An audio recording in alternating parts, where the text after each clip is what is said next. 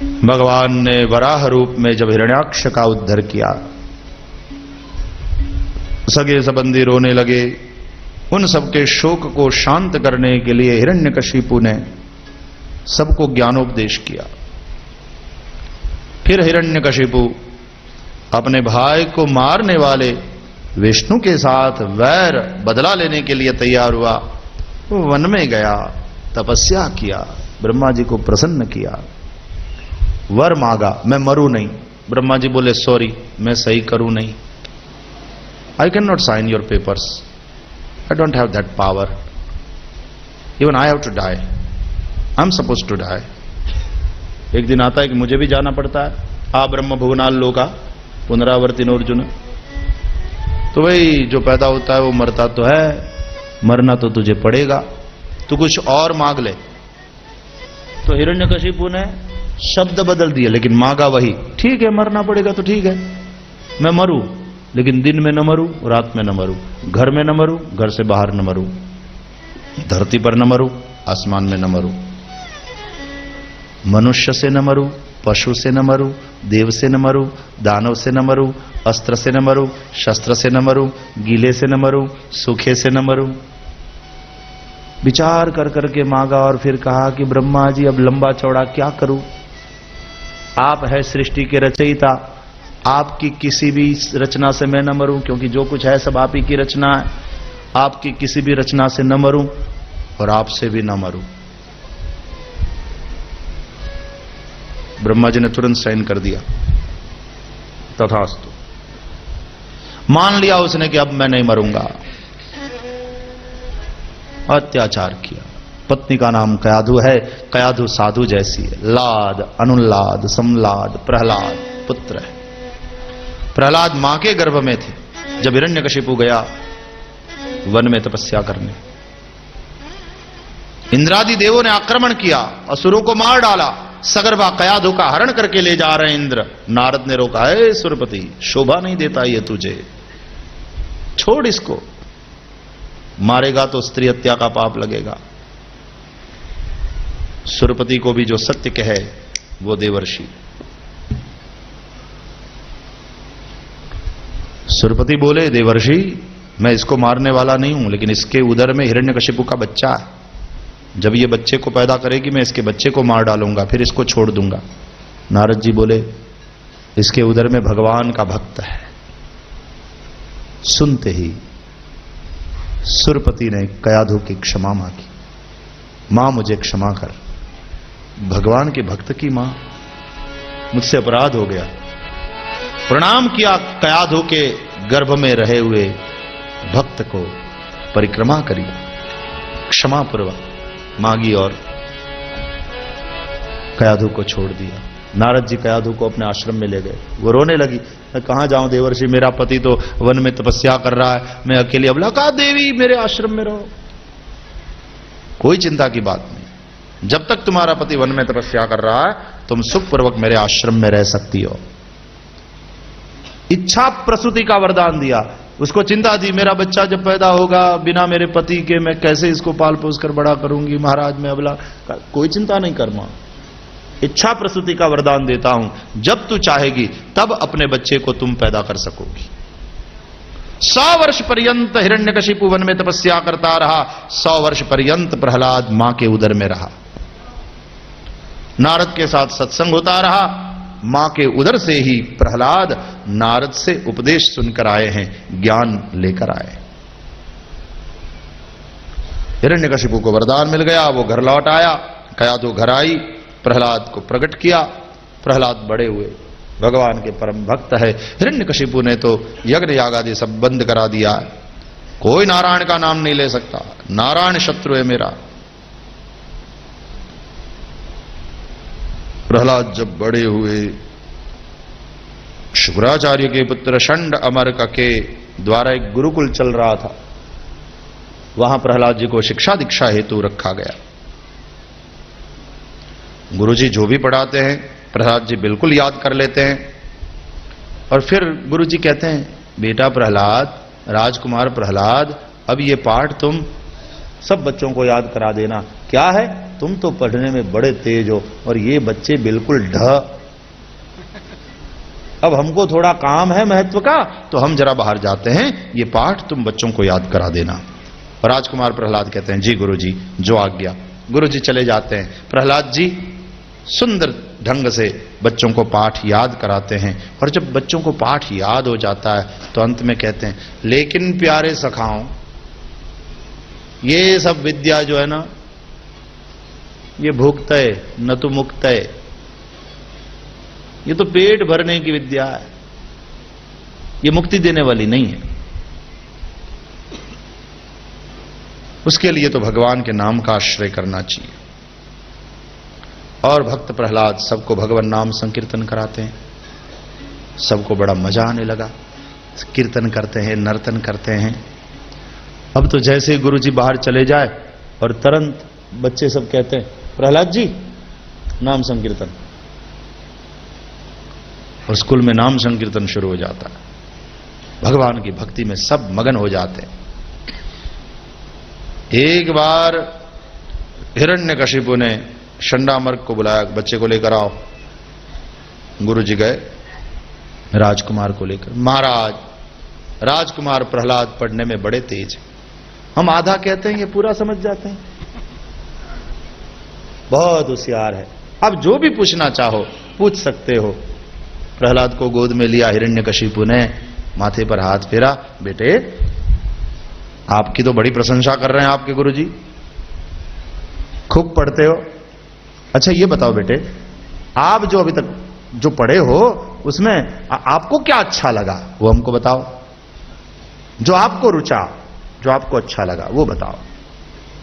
वो छोटे से प्रहलाद, भोले से प्रहलाद धीरे से बोले, पिताजी मुझे जो अच्छा लगा वो बताओ। तत्साधु मन्ये सुरवर्य देहिनाम सदा समुद्विग्न धियाम सद्ग्रहात् हित्वात्मपादं गृहमंदकूपम वनम गतो यद् हरिमाश्रयेत। मुझे तो ये अच्छा लगता है पिताजी, ये संसार अंधकार से भरा हुआ गहरा कुआं है, उसमें पड़कर आत्महत्या नहीं करना चाहिए, वन में जाकर श्री हरि का भजन करना चाहिए, मुझे बहुत अच्छा लगता है। तू गुस्सा आया हिरण्यकशिपु को, ऐसी बात कर रहा है। शंडामर्क से पूछा, ये सिखाया तुमने? अब वो कांपने लगे, महाराज हमने नहीं सिखाया, ये तो सिलेबस में है ही नहीं, कोर्स में कहीं है ही नहीं, हमारा सिखाया हुआ नहीं बोल रहे हैं। राजकुमार अपना बोल रहे हैं महाराज। बोले तो सावधान रहो, लगता है कोई देवता आकर के मेरे विरुद्ध मेरे बेटे को बहका रहा है, ये मेरे शत्रु के भजन की बात करता। प्रहलाद पढ़ने में ध्यान दो, कोई नारायण का नाम नहीं ले सकता। किसका? बोले नारायण का। किसका? बोले नारायण। चुप, मेरे साथ खिलवाड़ करता है। बोले पिताजी जिस किसी तरह आपके मुंह से भी नारायण नाम निकल जाए तो आपका कल्याण ही होगा, मुझे मत सिखाओ। शंडामर्क से कहा, ले जाओ इसको। नारायण नारायण करते हुए प्रहलाद जी चले गए, धीरे धीरे बकते हुए गुरु जी भी। राजकुमार तू तो कभी हमको पिटवाएगा अपने बाप से, अच्छी दक्षिणा तो मिलती है, लेकिन अरे हमने ये सिखाया था क्या? कैसा बोल दिए? अरे वैसे तो पढ़ने में तुम कितने होशियार हो, जो भी प्रश्न पूछते हैं फटाफट फटाफट जवाब देते हो, और वहां तुम ये सब क्या बोल दिए? हमारी पगार बढ़ जाती यदि ठीक से बोलते तो।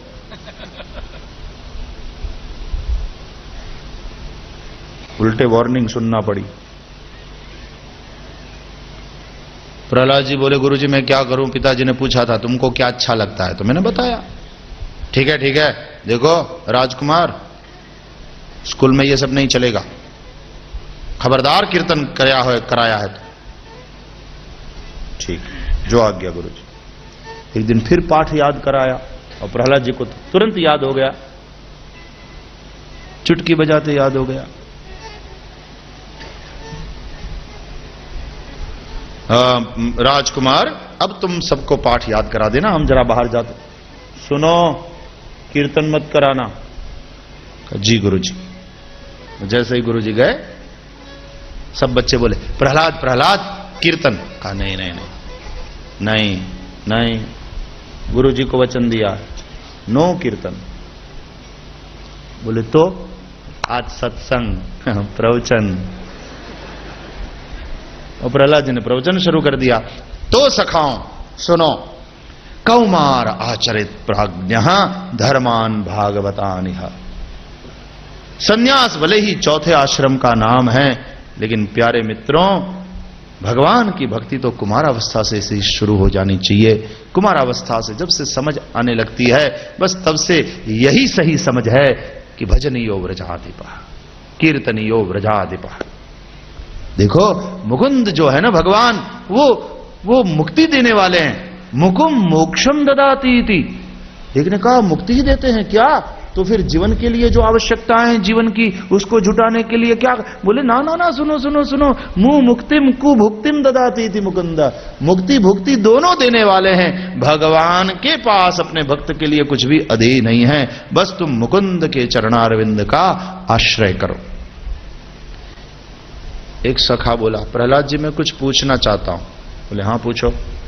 हमको भगवान मिलेंगे? बोले क्यों नहीं मिलेंगे? बोले हम असुर जो ठहरे।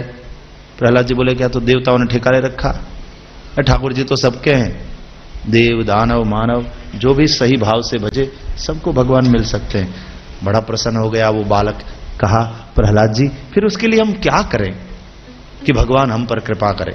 हाँ प्रहलाद जी बोले महत्वपूर्ण प्रश्न है। देखो मित्रों एक कथा सुनो।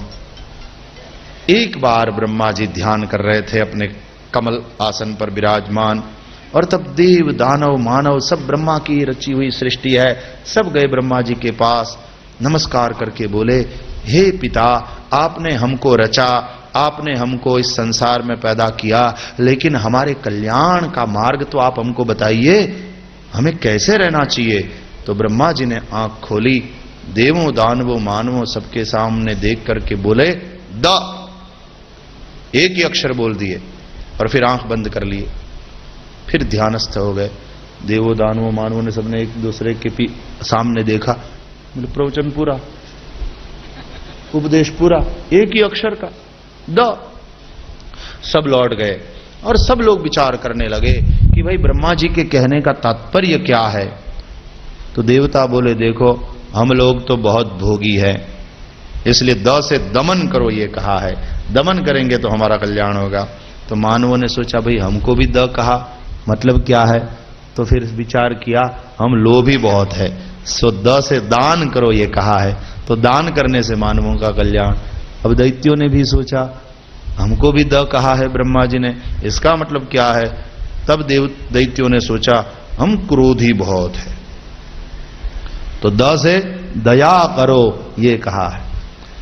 तो काम क्रोध लोभ, देवों में काम, मानवों में दैत्यों में क्रोध और मानवों में लोभ है, इसलिए तीनों को द द द कह करके द से देवताओं के लिए दमन, द से दैत्यों के लिए दया और द से मानवों के लिए दान, ऐसा अर्थ बताया।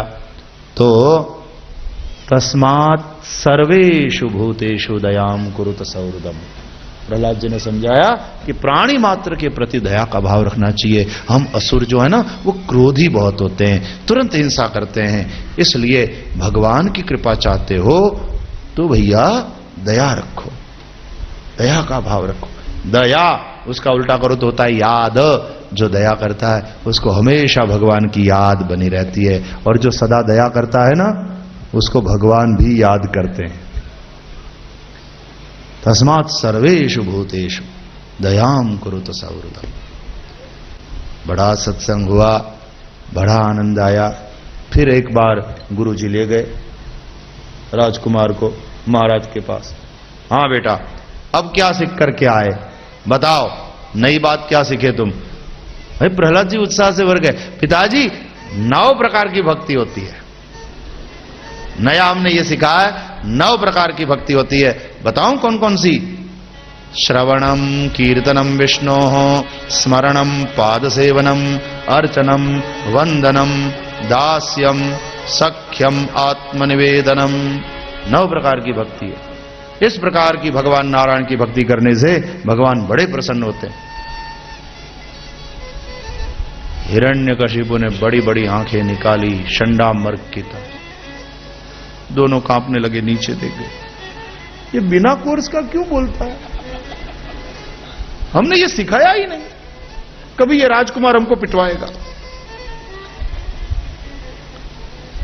हिरण्यकशिपु को गुस्सा आया, प्रहलाद को उठाया, पटका। ऐसा छोरा हो या न हो, क्या फर्क पड़ता? दूसरे लोग मेरी आज्ञा में है और ये मेरा बालक मुझसे विरुद्ध नारायण के भजन की बात करता। जाओ इसको मृत्यु दंड दे दो। लोग भी समझे कि जिसने अपने बेटे को नहीं बख्शा वो औरों को क्या बख्शेगा। मृत्यु दंड। कयाधु कांपने लगी, रोने लगी, बोल नहीं सकती। प्रहलाद को पर्वत शिखर से पछाड़ा गया, प्रहलाद को हाथी के पैरों तले रौंदा गया, प्रहलाद को जल में डुबोया गया, प्रहलाद को विषैले सर्पों के बीच फेंका गया, प्रहलाद को अन्न में विष मिलाकर खिलाया गया, प्रहलाद को अग्नि में जलाया गया। हर जगह भक्त प्रहलाद की रक्षा भगवान ने करी। मरे नहीं तो आश्चर्य हुआ हिरण्यकशिपु, कमाल, ये मरता क्यों नहीं? प्रहलाद जी ने कहा मेरे नारायण मेरी रक्षा कर रहे हैं, मारना तो आप चाहते हैं, ठाकुर जी बचाना चाहते हैं। मारने वाले से बचाने वाला बहुत बड़ा होता है पिताजी। कौन बचा रहा है तुझे? नारायण। फिर नारायण? कहां है तेरा नारायण? कहा प्रहलाद ने, कहां नहीं है नारायण? जले विष्णु स्थले विष्णु विष्णु पर्वत मस्तके ज्वाला माला कुले विष्णु सर्व विष्णुमयम जगत। हर कण में, हर क्षण में। बताओ, बड़ी बड़ी बातें मत करो प्रहलाद, बताओ स्तंभ में है? प्रहलाद जी बोले जो सर्वत्र और सर्वदा होता है वो इस वक्त स्तंभ में क्यों नहीं हो सकता? कथा है, हिरण्यकशिपु गदा लेकर क्रोध पूर्वक दौड़ा और स्तंभ में गदा का प्रहार किया। प्रहार करते ही स्तंभ फटा और अंदर से बोलिए नृसिंह भगवान की जय। वैशाख शुक्ल चतुर्दशी का दिन भगवान नृसिंह प्रकट हो गए। देखता रहा हिरण्यकशिपु, कैसा विचित्र रूप है। नायम मृगो नापि नरो विचित्रम अहो किमे तंद्र मृगेंद्र रूपम। नीचे का शरीर मनुष्य का, ऊपर का सिंह का, नरसिंह है। खेलते रहे, खिलाते रहे असुर को संध्या समय तक, और जब संध्या हुई प्रहार किया, पटका, हाथ से गदा छूट गई। भगवान नृसिंह नारायण दहरी पर बैठे, हिरण्यकशिपु को अपनी गोद में लिया, नख से फाड़ दिया उसका पेट, उंतड़ियां बाहर निकाल लिया और उंतड़ियों का हार अपने गले में डाला। गर्जना करने लगे, देवगण आए, पुष्प वृष्टि करी, जय घोष किया, बोलिए नृसिंह भगवान की जय। न घर में है न घर के बाहर, दहरी पर बैठे, न धरती पर न आसमान में, अपनी गोद में लेकर मारा। भगवान न देव है, न दानव है, न मानव है। भगवान न मनुष्य है न पशु है, आधा मनुष्य का रूप आधा पशु का रूप। न अस्त्र से मारा न शस्त्र से मारा, नख से पेट फाड़ दिया। नख न गीले हैं न सूखे हैं, न घर में न घर के बाहर, न धरती पर न आसमान में, न दिन में न रात में, संध्या समय में मारा। और ब्रह्मा जी के किसी भी रचना से नहीं। भगवान बोले मैं ब्रह्मा की रचना नहीं हूं, ब्रह्मा मेरी रचना है, मैं ब्रह्मा का बाप हूं। ब्रह्मा के वरदान में कहीं भी कोई भंग नहीं होने दिया। और भगवान ने फाड़ दिया हिरण्यकशिपु के पेट को, उंतड़ियां बाहर निकाल लिया, उंतड़ियों का हार अपने गले में डाल दिया। ऐसा भयंकर रौद्र रूप देखकर बिदार दिया, फाड़ दिया पेट। ब्रह्मादि देवता स्तुति करने लगे, भगवान को शांत करने का प्रयत्न करने लगे, लेकिन भगवान शांत नहीं हो रहे। कोई भगवान का अपराध करे तो भगवान क्षमा कर देते हैं, लेकिन कोई भगवान के भक्त का बहुत अपराध करे तो फिर भगवान से सहा नहीं जाता। तब सदा शांताकारम, जो शांत स्वरूप है वो क्रोधित हो जाते हैं। अपने भक्त का अपमान, अपने भक्त को कोई दुखी करे, अपने भक्त को कोई पीड़ा दे, भगवान से वो सहा नहीं जाता। शीतल और शांत तब एकदम क्रोधित हो गए। ब्रह्मादि देवताओं ने बहुत स्तुति करी। किन किन देवताओं ने आकर स्तुति करी, किन किन शब्दों में, उसका वर्णन है बड़े विस्तार से सप्तम स्कंद में। लेकिन भगवान नृसिंह का क्रोध शांत नहीं हो रहा। ब्रह्मा जी ने सोचा कि वैसे तो तुरंत शांत हो जाते हैं, लेकिन आज सब देवता आकर स्तुति कर रहे हैं, भगवान शांत नहीं हो रहे हैं, अब क्या किया जाए। तब इंद्र ने कहा, जो ऐसे शांत नहीं होता वो लक्ष्मी से शांत हो जाता है। लक्ष्मी से शांत हो जाता है कभी कभी। नहीं, गाड़ी आगे नहीं जाएगी, रोल मीन्स रोल, तुमने रूल तोड़ा, लाओ लाइसेंस दिखाओ, लाइसेंस दिखाओ। अरे साहब जाने दो ना एक बार, लाइसेंस दिखाओ। कायदे का राज है क्या, लाइसेंस लाओ। धीरे से 100 रुपया, दूसरी बार मत करना, चलो चलो जाओ। लक्ष्मी का प्रभाव। तो ऐसे जो शांत नहीं होता वो कभी कभी लक्ष्मी से हो जाता। तो इनकी घरवाली को बुला ले आइए, लक्ष्मी माता जी आएगी। तो ब्रह्मा जी देवता गए लक्ष्मी जी के पास कि माते आओ, इतना गुस्से में है, इतना गुस्से में है, हम सभी ने बहुत स्तुति करी लेकिन शांत ही नहीं हो रहे हैं, आज प्रभु आप आइए। और लक्ष्मी जी, अच्छा इसमें क्या बात है, अभी सामने आती हूं, खड़ी रहकर थोड़ा सा मुस्कुराऊंगी, ओ सब गुस्सा थूक देंगे।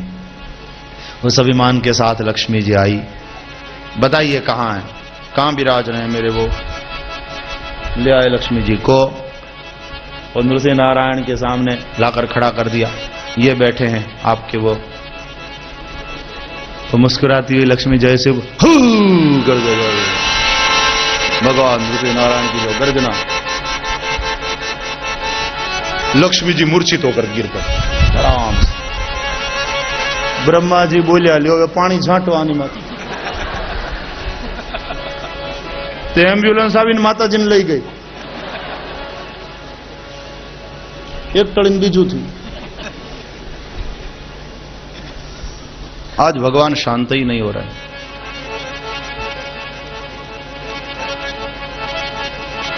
अब ब्रह्मा जी ने सोचा, अरे जिसके लिए भगवान आए हैं वही यदि स्तुति करे तो भगवान अभी शांत हो जाएंगे। प्रहलाद के पास गए, बेटे तुम प्रभु को शांत कर सकते हो, आओ। छोटे से प्रहलाद, सब डर रहे हैं लेकिन प्रहलाद के मन में कोई भय नहीं। जो भी हो, जैसे भी हो, भयंकर रूप है तो भी मेरे प्रभु का है। हाँ, वो राक्षस वाला भयंकर मोहरा पहन करके मां घर में अकेली अपने बच्चे के साथ खेल रही हो और मोहरा पहन करके मां डराए बच्चे को, तो उल्टे बच्चा तो हंसता है, उसको पता है मेरी मम्मी है। प्रहलाद जी नहीं डर रहे हैं, उन्हें पता है मेरे प्रभु है। कभी उनका सौम्य रूप होता है तो ये रुद्र रूप। आगे आए, हाथ जोड़ करके प्रहलाद जी मधुर शब्दों में स्तुति करने लगे। ब्रह्मादय सुरगणा मुनयूथ सिद्धा सत्वैकतानमदयो वचसां प्रवाहि नारायितुं पूर्वणैरधुना पिपिम्रो किं तोष्टुमर्हति समे हरिरुग्रजाते।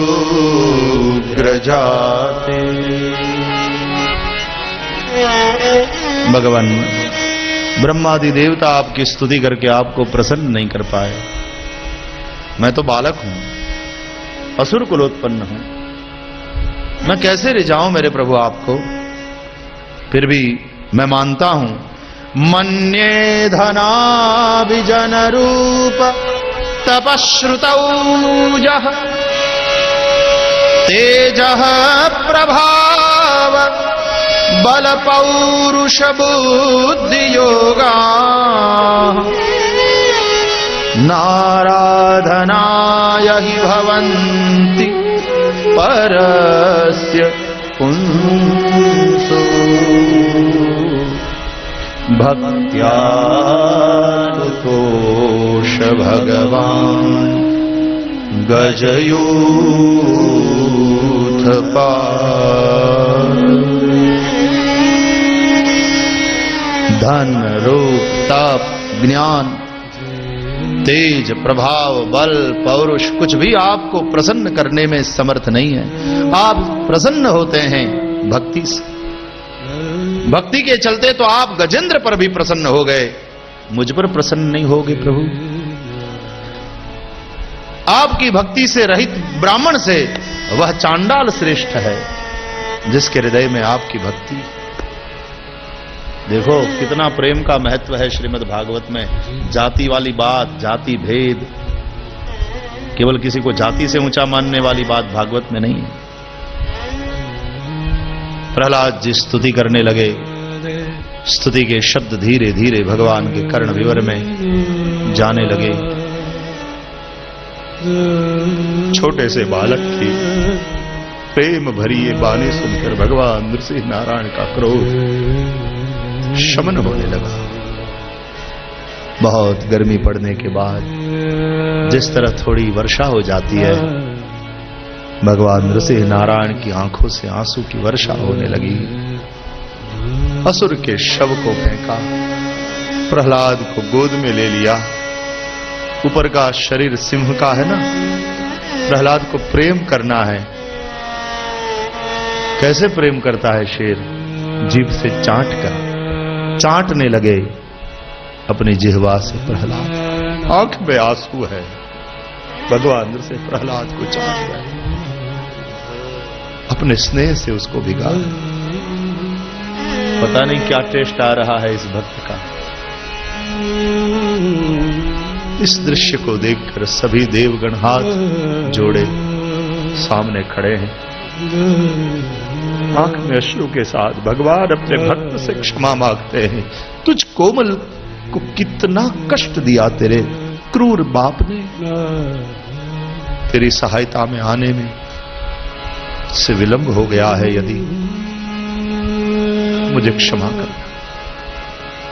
भगवान क्षमा मांगते हैं अपने भक्त से, यदि मैं समय विलंब।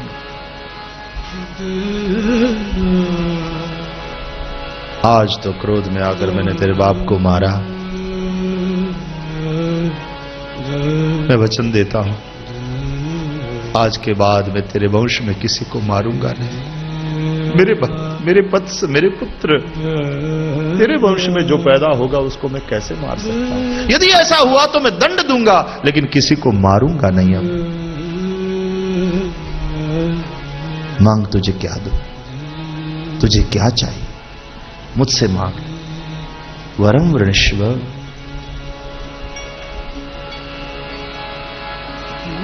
प्रहलाद ने भगवान से मांगा, यदि राशेष में कामान परांस्त्वं वरदर्शभ कामानां मृद्य संरोहम् भवदस्तु वृणे वरम् वृणे वरम् वृणे।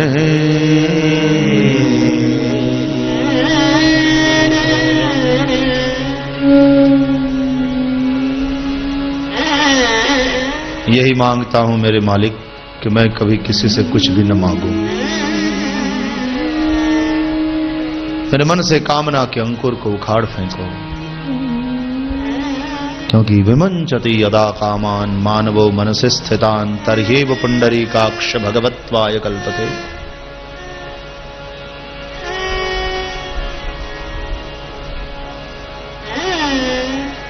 ब्रह्मा जी आगे आए, तो जय हो जय हो, आपने असुर का उद्धार किया, भक्त प्रहलाद पर कृपा बरसाया। भगवान मेरे वचन को भी आपने टूटने नहीं दिया और सब कुछ ठीक कर लिया। प्रभु आपने जो मार्ग निकाला, प्रभु इस प्रज्ञा को प्रणाम है, जय हो। अब ऋषि नारायण की दृष्टि पड़ी, ब्रह्म यहां आओ, यहां आओ, आप यहां आओ। और सबके सुनते हुए ब्रह्मा जी को ऐसा लताड़ा, ऐसा उलाहना दिया, बड़े उदार बनते हो, जिसने जो मांगा वरदान दे देते हो। अरे ब्रह्मा जी बूढ़े हो गए हो, लेकिन जरा विचार पूर्वक सबको वरदान दिया करो। आप असुरों को इस प्रकार से वरदान दे देते हो और वे असुर मेरे भक्तों को इस प्रकार से दुखी करते हैं। ये सब आपके कारण हुआ है, वरदान देने में थोड़ी सावधानी बरता करो। और प्रहलाद एकदम ब्रह्मा जी नीचे, जी भगवान गलती हो गई, क्षंतव्यो में अपराध है, अब ध्यान रखूंगा भगवान। उलाहना सुनना पड़ा ब्रह्मा जी को भी।